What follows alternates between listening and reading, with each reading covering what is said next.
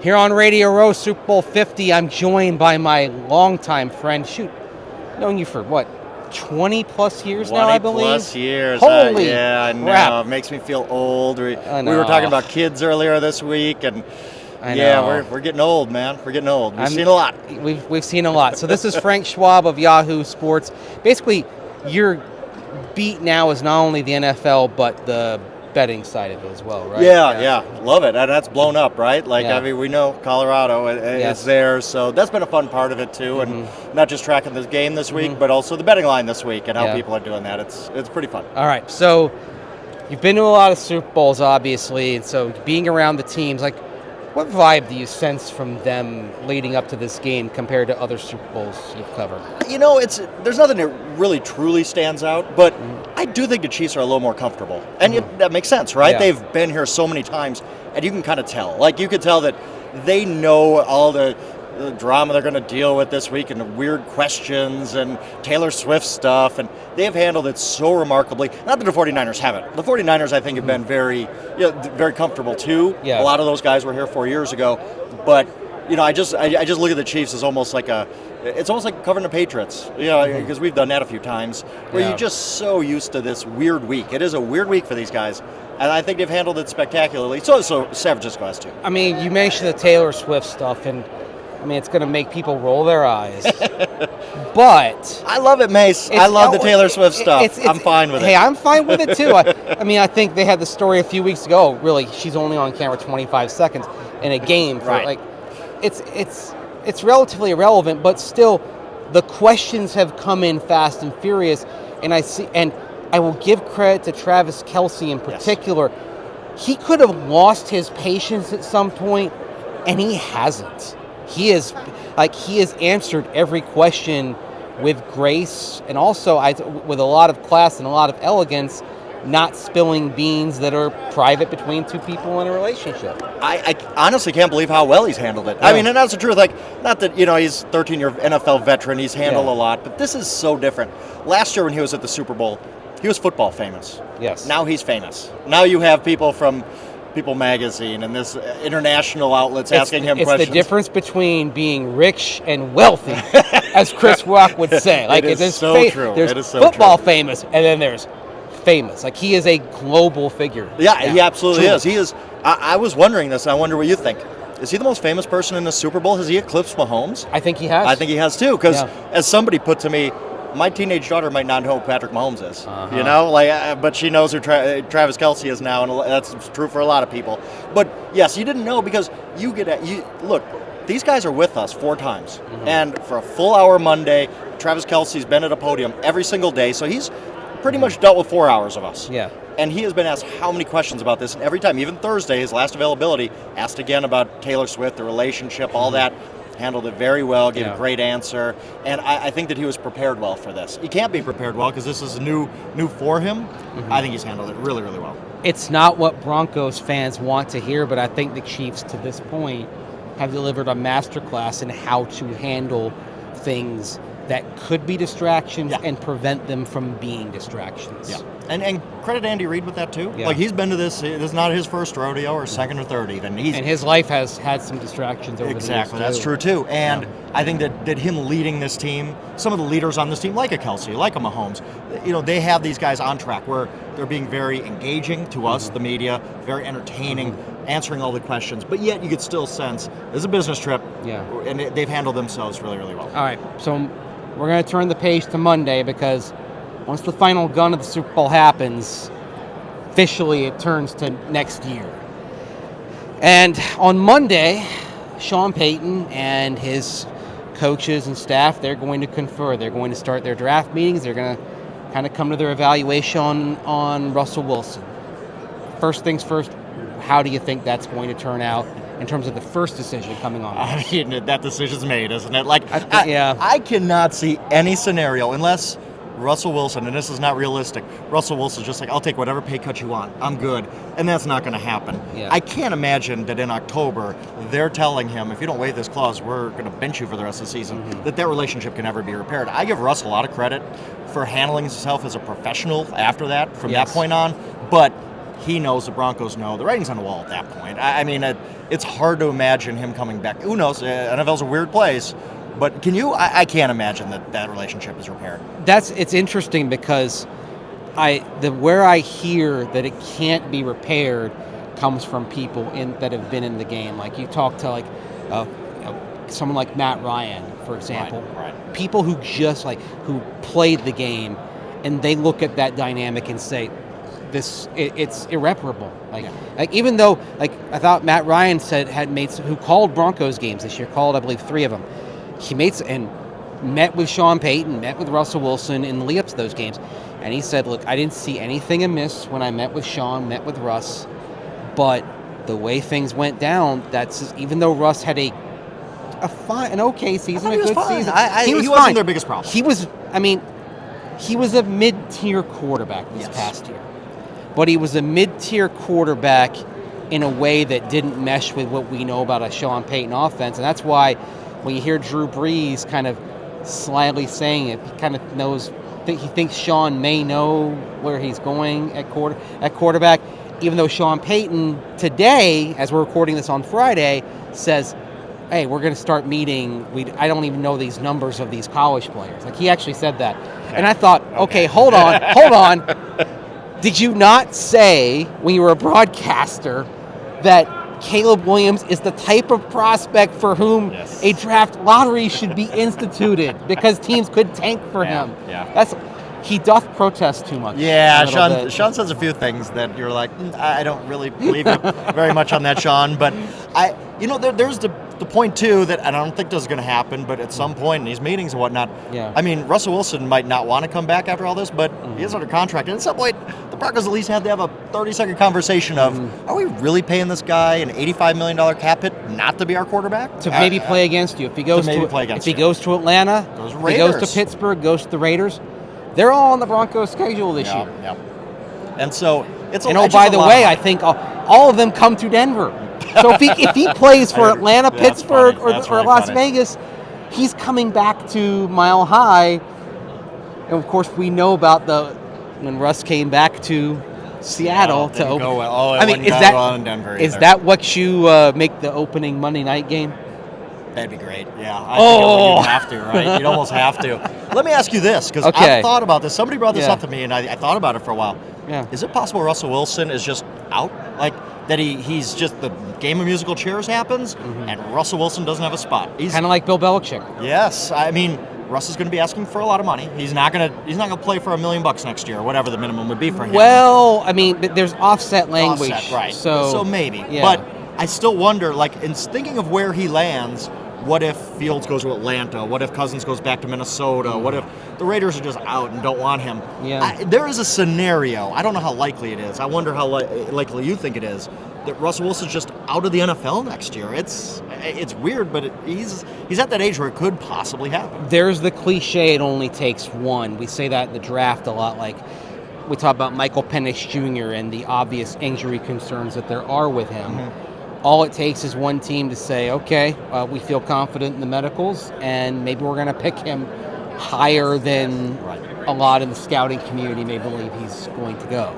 Because, the buzz at the Shrine and Senior Bowl was that Penix's stock was lower than a lot of people in the media thought.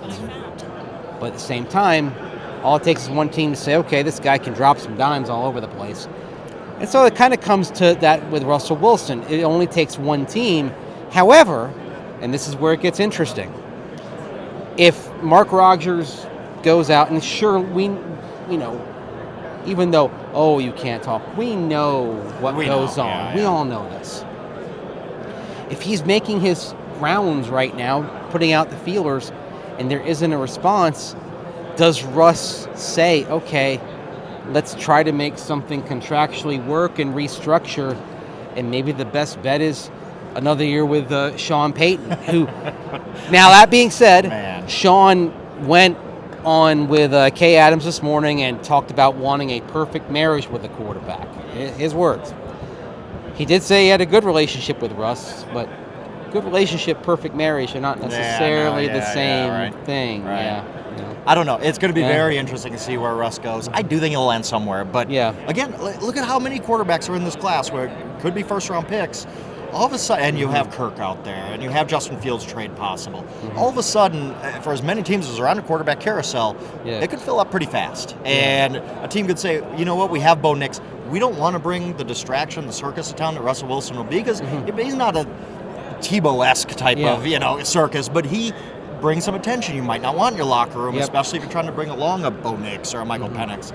So I just don't know. I'm very curious to see what happens with Russ. And let's say you're a team that's going to, let's say you're going to a rhythm and timing offense. You're going to a Sean McVay, Kyle Shanahan. He doesn't type fit every offense. He doesn't. No, fit he doesn't. Every offense. Someone like, I'll give you a name, Jake Browning, and that's a name that Boomer Esiason dropped to me. Now, Boomer's an ex-Bengal quarterback, so it doesn't surprise you that he'd bring up Jake Browning. But Browning played really well, kept them in the playoff race when everybody left them for dead. And honestly, there are scenarios where you may say, okay, Jake Browning or Russell Wilson, here's a younger guy with some upside. Russ probably not going to get any better than he is. Do you make that call? Does a team say, okay, maybe Sam Howell in a more functional environment, because there were some promising moments from Sam Howell in Washington for much of the year. Maybe they say that if they're not going to draft a quarterback high, they say, okay, that's a better option than Russell Wilson. Just a safe bridge. Yeah. And Russell Wilson doesn't seem to be a safe bridge. Again, he's a different quarterback. He's a high-variance quarterback. Very high variance, and he's not going to fit, and not every coach is going to want him. A Mike Tomlin or something. I don't know. Does he seem like he fits Mike Tomlin? I don't really know. They're both from Virginia. You look at it's like you just get to a point where there's kind of a narrow runway for Russ to land on, and we'll see. We'll just see what happens. All right, I'm going to ask you to be Sean Payton for a moment. What would you do? Not just with Russ, but what quarterback or quarterbacks would you bring in? Because I think it's probably going to be, assuming they move on from Russ, it's probably a March edition as a veteran plus a draft. Yeah, and I would have tried to make it work better with Russ. I think that he gave up on it. I just think they came in, and maybe I'm wrong about this, but they came in almost with a preconceived notion that this is not going to work.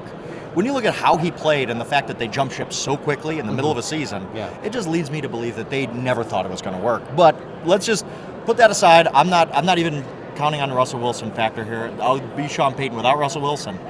And Broncos fans are going to like to hear this, but I would ride with Jarrett Stidham. He's already under contract. You have a huge case. I would use this year as just a teardown year. You have $85 million on the cap. I do it 1 year. Just take my medicine, $85 million on the cap, go with Stidham, draft whoever you're going to draft at 12, let's say Bo Nix, okay?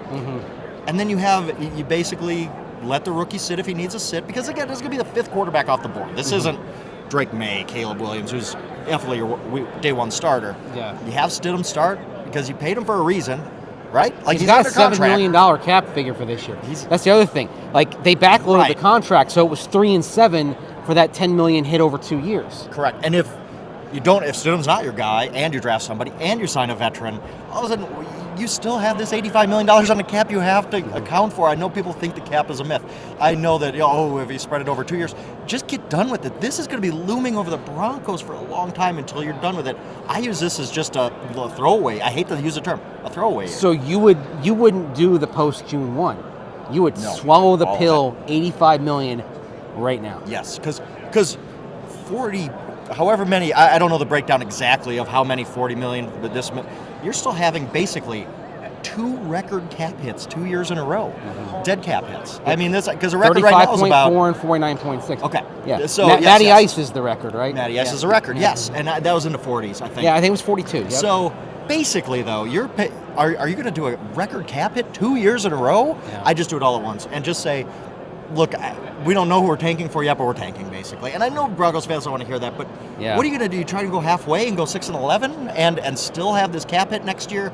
I just take it all at once. I'm absorbing those numbers because in my head, I'm thinking 85 mil for us, and maybe you get like a million. 85 mil, my goodness. You get a $1 million offset if he plays for the league minimum in Atlanta or Pittsburgh right. Minnesota or Vegas or wherever.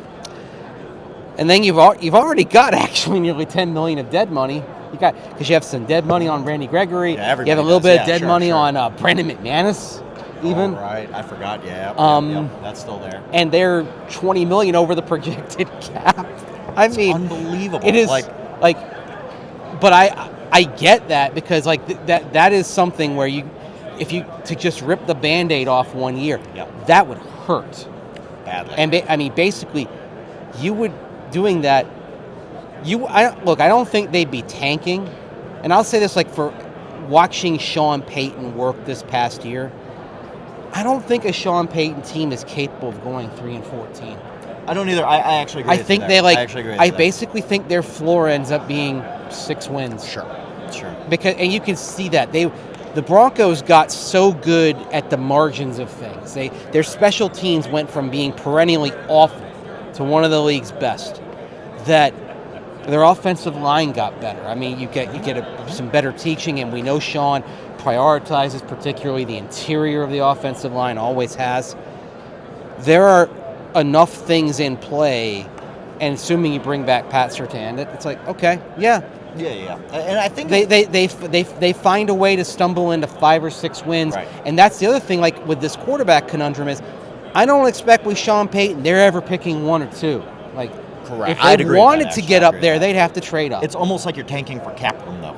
As stupid as that sounds coming out of my mouth, you say, boy, this year's going to stink. But when we sit here a year from now, what are we talking about? Okay. All right, the Broncos are clear of all this cap stuff. Yeah. Let's start to pay some guys. Let's start to figure it all out. And you need to nail this draft. And then there's brighter days ahead. And then the other thing is, if you've drafted a quarterback at 12, and if you've been able to be patient and say, okay, let them develop, then if you had that cap space, you can say, all right, let's just get everything fortified to where the support system exists. Because right now, I think they got off to a good start on the offensive line. They were 3rd in run block win rate, 8th in pass pro win rate. Mm-hmm. Okay, there were things alike. They did some really good things there up front, and that's another thing if you go with a rookie quarterback is, I don't feel like you're throwing that rookie quarterback to the wolves in a way that maybe you would have a couple of years ago. I think you can make sure he's protected. Now, let me ask you this. You're sitting there at 12, and let's say 4 quarterbacks go ahead of you. Do you just pass on quarterback? And in this scenario, where you're just ripping a Band-Aid off for 1 year, you're saying, we like Bo Nix. Bo Nix just going to keep coming up. But put in whatever guy you want, like Penix or whatever. Are you going to say, we like him, but we don't love him? A first-round pick, 12th overall, right? It sounds very middle school. You like him, but do you like him like him? It's so right? much. It's so true. Because you know this. When you draft a quarterback, 2nd round, 3rd round, you're just dating. When you draft a quarterback 12th overall, you're getting married. You're putting the ring on it. You are. I guess the Josh Rosen thing kind of changed the attitude about that, and you could move on after a year, but you usually don't. Most teams don't. Mm-hmm. You take a quarterback at 12, that's a relationship, and you really. So you just say whatever, just Jarrett Stidham, come on down, or whoever you're going to sign on March 15th or whatever. I don't know. I think there's a scenario where you just say, we don't love the 5th quarterback off the board this year. We know we're going to stink, so why not just wait for next year? And in the universe where a team may be willing to trade down, you're sacrificing draft capital, which you could use. You're probably sacrificing your best player. I don't think you get to 1 or 2 without Pat Surtain being part of the deal. No. But is that an appropriate price to pay if you say, okay, like Sean Payton mentioned earlier on Friday that, okay, maybe the hit rate, maybe there's only a couple of quarterbacks there that you love.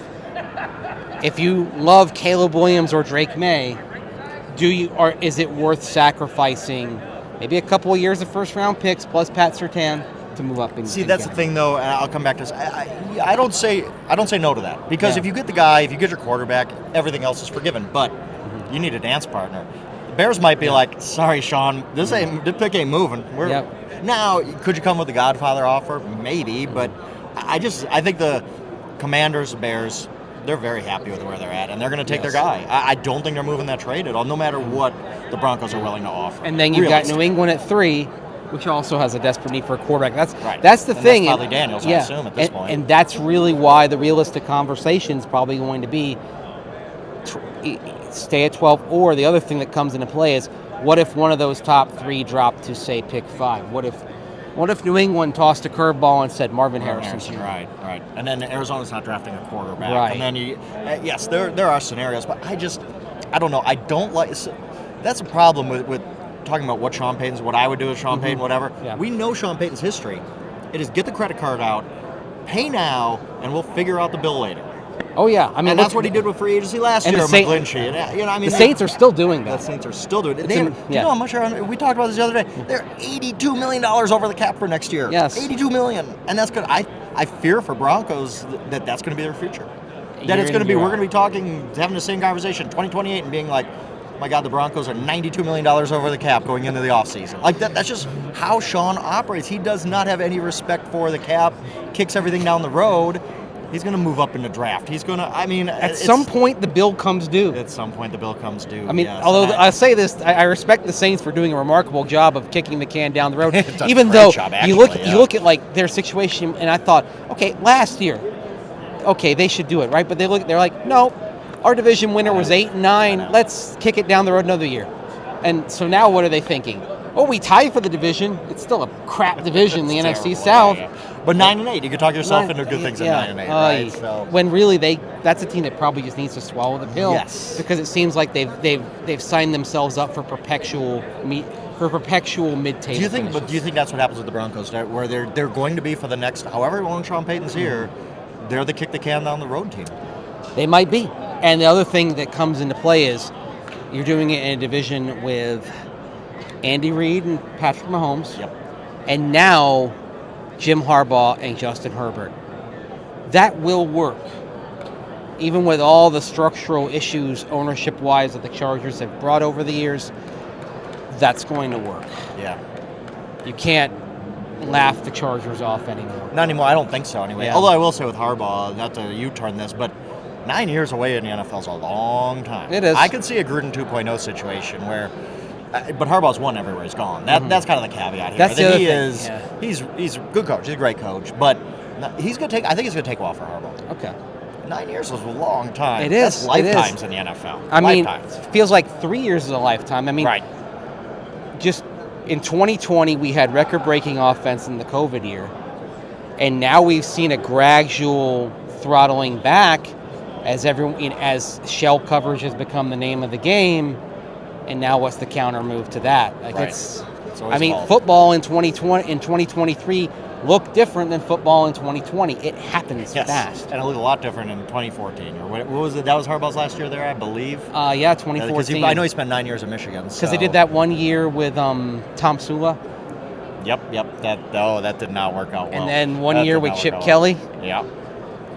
Who, by the way, what? Wow. Okay. Wow. A couple of things that have really been interesting in the landscape that affect how college is changing, and there's an impact in the NFL because you look at Green Bay Packers hiring Jeff Hafley, head coach at Boston College, now coordinator with the Packers, going from a power conference job as the boss to a defensive coordinator job, and Chip Kelly going from UCLA's head coach to Ohio State as OC. I mean, I don't remember that happening. Not at a there are things happening. There are things happening in the football landscape that have not happened before, and that's where the NIL and transfer portal discussion, it has an impact on the NFL because, oh, by the way, players are staying longer in college. You're still working through the COVID year as well. That's having an impact, which is why another thing in this year's draft, the back end of the draft is not good compared to other years. Okay. It's probably another couple of years from normalizing, but right now you got the perfect storm of players staying longer with NIL opportunities. I mean, if you're a fourth-round pick, you can, like Sam Hartman probably was wise to go on to Notre Dame. He made more at Notre Dame than he could have made as a fifth-round pick, fourth, fifth-round pick last year. I mean, and that will affect things at some point, not this year yet, but when we talk about, is this team going to tank? Are the Broncos going to try? Not that they would get the first or second pick, but one of these years, a team's going to tank for a top quarterback, and that top quarterback's going to be like, well, Texas just offered me $12 million to stay for another year, and I don't really want to play with you. That was not on the table 5 years ago, right. And now it's going to be, and that's going to change it's going to change the draft landscape. There's no way around it. I mean, you go in, like, there are going to be more situations like Andrew Luck, where you go through the season and you're like, okay, all right, we're going to get this guy, and then the reversal comes. Like Remember, 2011 was the suck for luck year. Carolina or 2010 was a suck for luck year, 2011 draft. Carolina and Denver, they're both awful. Carolina ends up with the number 1 overall pick. Andrew Luck's not coming out. Now you do wonder. Fairly well for them, it did. Yeah. You do wonder if his decision would have been different if Denver had the number 1 overall pick, perhaps. Very interesting. Than Carolina. So there's that factor. But also, I mean, just let's say Andrew Luck had decided, I'm going to come out, I'm going to go play for Carolina. Who's to say the Broncos don't pick Cam Newton because they needed a quarterback then too? I mean, you've changed an awful lot. Butterfly effect. So you know I'm a butterfly effect guy. Oh, I know. Like Cecil and I do these what if things sometimes, and that might be a what if to explore. You know what? My greatest what I'm going to just filibuster here for 1 minute. My greatest what if of all time, and I've written about this before, is that I think Steve Berline has Troy Aikman's life if the 1988 Packers lose one of their last 2 games. Let me explain. The Packers would have gotten the first pick. Yes. Right? They had no infrastructure. They didn't have the Great Wall of Dallas and Emmitt Smith, right? I think Aikman would have struggled in Green Bay. The Cowboys had Berline. He was pretty good. He started a playoff game for them once when Aikman was still coming off an injury. I think Berline in that system, we saw him play well at the end of it. We know Steve, right? Yes. We both covered him. Yep. Steve played well for that Panthers team later in his career. What if he's in that Dallas infrastructure? He's the guy on Fox with Joe Buck or ESPN now. The 1988 Packers completely, and Packers never get Favre probably because they don't trade for Favre in 1992. The butterfly effect is unbelievable. It goes down to like the Steelers not drafting Roethlisberger. I've written about this. I'll find it somewhere. Because think about I'll tweet it. If you're the Cowboys picking 2, do you pick Tony Mandarich? I believe they were. I researched that, and there was an answer, and it's in the post. I'm gonna tweet it to you. I'll tweet it out because I love this story. Yes. I spent days on this story because it was fascinating how 2 wins by the Packers at the end of the 88 season when they were terrible. That was a terrible football team. They beat Minnesota. I remember they beat Minnesota at home. And I think it was Arizona too. Yeah. At the end of the year, if I'm not mistaken. But like Minnesota won the division that year, or didn't win the division. They were a wild card team. They had a home game. Like they won both. Nobody expected it to happen. And they were going to draft Aikman. That was the deal. Like they weren't going to draft Mandarich first overall. They settled for Mandarich, obviously. It's a butterfly effect that literally would change decades of NFL football. I'm not kidding you. Wow. That's why it's fun talking with you, man. We could do this all day. Yeah, we probably could do this about baseball all day too. This is true. We gotta get together for a baseball. Yeah, we'll go to a Rockies game. We're gonna sit there and we're gonna do a what if on what if the Milwaukee Brewers won Game 7 of the 1982 World Series. Oh, why? I'm sorry. Why? I had to. All right. Nice. Okay. That's my Brewers. All right. Fine. What? Okay. What if? Okay. There's an Atlanta Braves what if that I can. There's gotta be. There's plenty of them. There's plenty from the '90s, especially. Yeah, I know. You know, now we're sad. Okay, why do we do this to ourselves? What? Look, baseball is about dealing with failure. Oh my goodness, it is. It really is. It is. Yes. Anyway, that's Frank Schwab. I'm Andrew Mason. Thanks for joining us.